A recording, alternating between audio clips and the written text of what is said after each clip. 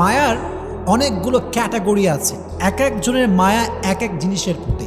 কারো মায়া টাকার প্রতি, কারো মায়া বাড়ির প্রতি, কারো মায়া বইয়ের প্রতি, আবার অনেক যুবকের মায়া হচ্ছে গার্লফ্রেন্ডের প্রতি।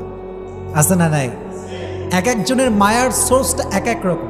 অনেক যুবক আমারে মেসেজ দেয় যে হুজুর হুজুর কি যে কষ্ট জীবনে, একজন মেরে ভালোবাসছিলাম হুজুর, হাতে আমারে বাদ দিয়ে আরেকজন বিয়ে করে ফেলছে, জীবনে কষ্টের শেষ নাই।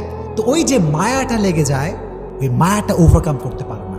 দ্যাটস ওয়াই দেখবেন আপনি যখন কোনো যুবকের দিকে তাকাবেন, আপনি জাস্ট এটা ইমাজিন করবেন হি ইজ টোটালি ডিপ্রেসড, তার লাইফে সুখ বলতে কিছু নাই। কেন? ওই যে মায়াটা আমাদেরকে শেষ করে দেয়।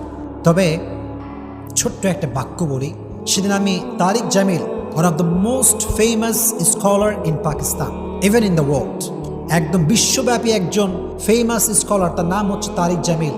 উনি ওনার বয়ানে বলছিলেন যে ইনসান